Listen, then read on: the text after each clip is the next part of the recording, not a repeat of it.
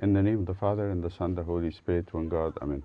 I wanted to tell you the story of the Synaxarium today, so that it's a very dear story of a dear saint. We grew up knowing the story, maybe from middle school. I learned it in middle school, but it's part of the saints of the church. A story of a girl, her name was Marina. And Marina, there's two Marinas in the church that are famous. There's, of course, many Marinas. They're all holy, blessed girls. But the two Marinas we know is a Marina, the martyr. She's a martyress who died for the name of Christ. And the other one, they call her, and we call her Marina the monk. Usually called monk for men. But why is she called Marina the monk? A girl who lives in a monastery is called a nun. But to call Marina monk, there has to be a very interesting story. So the story of this girl, she is from Syria, or maybe a little bit Turkey. You know, Syria and Turkey is very close to each other. And she was a daughter of a good man, a Christian man, and a Christian woman. Her mother died when she was maybe 11. And her father, who always wanted to be a monk, and then he found his wife dying, he said to his daughter, "My daughter, I'm going to go to the monastery. And I might give you to your uncle to bring you up and to take care of you." She said, "No, I will go with you. Wherever you go, I'll go." And that was very tough for the father because she cried a lot. And he said, "Okay, come with me. But what we're going to tell the monks, they're not going to accept a girl in the monastery." She told him, "This is what you do. Shave my hair and call me Marina, the boy. And I will stay with you. I'm not going to leave you." So he went, and they lied, actually. This is not good, but this is what they did. They told the monk, I'm this man, and this is my boy. And we both want to be monks in your monastery." So the monks, this is not, unusual. People do that sometimes. They take one child with them, but it has to be the same gender, the same. If the man is going to a monastery, they can have. At that time, there were no monasteries for nuns. There were no places for girls to go. It's only boys stuff. So she went, and he shaved his hair, and he called her Marina, the boy, and he took her with him to the monastery, and they showed her to the monks and said, me and my boy, we want to be monks." He said, "Okay, come, we'll meet the abbot, and you just spend with us a few days, and then we'll test you." They go into test for maybe 5-6 years, see if they will fit in this life. It's a hard life.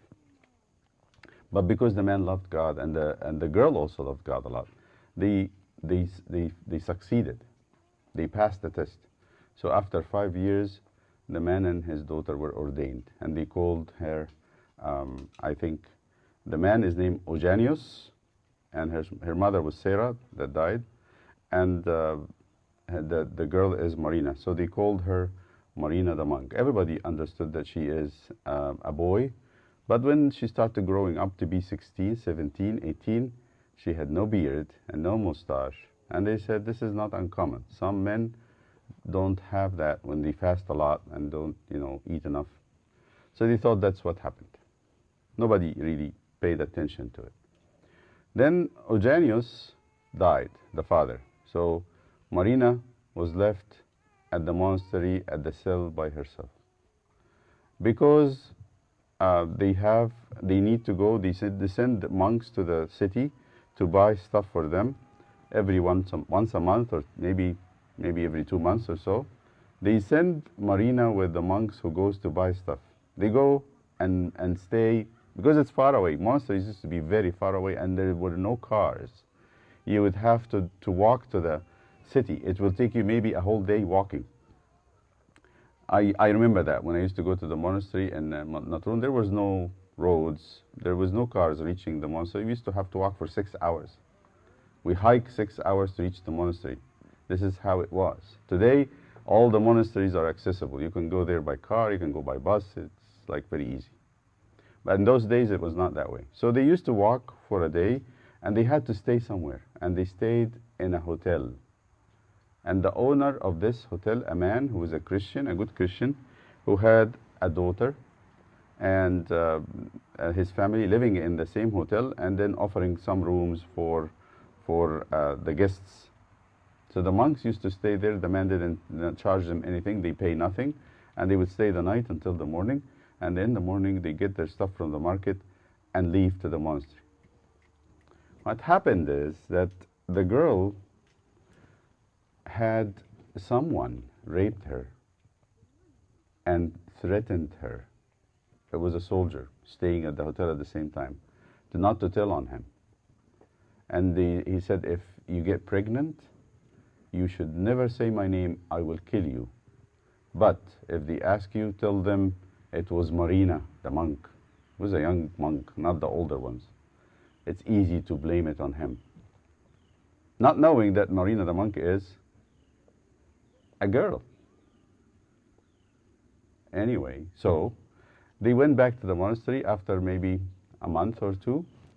The girl belly started to get bigger, and she has a baby. The man asked her, the father of the girl, the hotel owner, asked her, who did this? And he was very angry. And the girl, scared of the soldier, said, it was the monk, the one that had no beard, that came here and stayed with us. So he took his bag and left running to the monastery, banged on the door, angry and yelling and screaming. How dare you do this to my daughter? I took you in. I love Christ. I love God. And this is what I get in return. And the abbot of the monastery, the head of the monastery, came out and said, what happened? He said, look what your monk had done to my daughter. Now she's pregnant and she has a boy, she has a girl, she has a kid in her belly, and I need to carry that shame. You guys don't know God, and you're supposed to be monks. And he started saying all these things. So the abbot tried to comfort him, actually spent the whole day talking to him. And then after a while he said, we will take care of the child if it's born. It's our mistake. We will carry that problem. So he brought the monk, Marina, who now alone, she doesn't have her father with her, and started rebuking her harshly in front of everybody, and said, this is what you will do. First of all, you're not part of this monastery anymore. You're going to get out. We're not going to keep you here. Second, when the boy is born, when the child is born, you will take care of that boy. And that's the end of it. The monks were very, very sad and angry because the whole city now knew what happened. So they kicked her out and stayed out of the monastery. She didn't leave. She actually stayed around the monastery with the shepherds. They have shepherds there with sheep. She worked with the shepherds and she continued her prayer life. And then when the time came for the girl to give birth, the father brought the child and he threw it at the door of the monastery. Take what you have done. And then they called on Marina and they gave her the boy. She stayed with the boy for 3 years outside the monastery. And then she would be going to the shepherds begging for some food for the child, and they would give her milk and she would give him milk. After 3 years, I think maybe more, I think it would be, 3 years. After 3 years, the monks kept seeing her. She's still there. She didn't leave. You know, someone in her case would just leave. They thought that the monk that we kicked him out is still around. He still prays. He still have that child carry the child with him all the time. And they started to feel sad. The story completely calmed down, and they asked the abbot, say, let's bring the monk, Marina the monk, come back and then accept him back into the monastery. And the father said, sure, she had enough punishment, or he had enough punishment. Bring him back. And they asked the question, are you going to do anything like this again? And she said, I've sinned, forgive me. The whole time, and then this is what I remember from the story, the whole time when they told her, you did this, she said, I have sinned, forgive me. She refused to say that I am a girl. A girl cannot get a girl pregnant. There's no way. You have to have a man and a woman. But to have two women get pregnant from each other, that's impossible. So she didn't say that. Why didn't she say that she's a woman and get done with it? Why she had to carry that? Because she was afraid if they discovered she's a woman, what would they do to her? They would kick her out. She will never be able to come back to the monastery. She thought, Maybe if they think I have sinned, they will have mercy on me later. But if I tell them I'm a woman, they will never take me in again. So she kept saying, I have sinned, forgive me. So they took her in, and she stayed in that monastery 30 years. So by the time she was 55 or 56 or maybe 60, the boy was almost 30 years, and he also became a monk with her. So Marina departed, and they went to kind of clean her and prepare her for burial. And as the two monks were doing that, the customary, they uncovered her body. They found that she's a woman, and they got shocked. And they called the head of the monastery, the abbot, and everybody was crying. They understood what happened. It was a very hard day for them. As they were burying her, people asked her forgiveness, and they told her, we have sinned, forgive us. And then the people there was a blind man by the time, he put his eyes on the body of Saint Marina, and he could see. Many miracles came out of her body. She's still in somewhere, in some monastery, buried in Syria. That Saint Marina is a very good story to learn the love of God, that nothing else matters. When we love God and love to be with Him, she loved God, and she thought the only way she can be with God in the monastery, and she didn't care what would happen to her. Saints are like this. Martyrs are like this. And we should be like this, that nothing really else matters. The most important thing, even if it costs something, we stick with what we know to be godly. Today also we have another commemoration. Archdeacon Habib Girgis is canonized saint a few years ago, maybe 5 years ago. Habib Girgis was a consecrated archdeacon in the time of Pope Carolus V.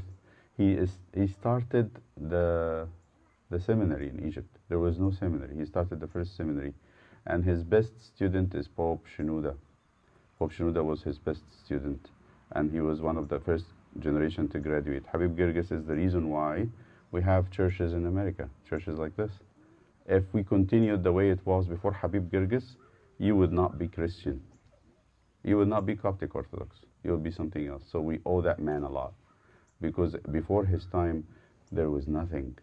And it's very difficult to imagine. There was nothing. There was no churches in Egypt. There was no priest who knows how to teach. The priest was very illiterate and didn't know anything about the gospel or about the church. Habib Girgis was the beginning of that light. If you ask Pope Shenouda, God rest his soul, to say, what do you think of Habib Girgis? I remember his word. He said, Habib Girgis is like this. And God said, there was darkness, and God said, let there be light. So Habib Girgis was the first light that started in the church. John?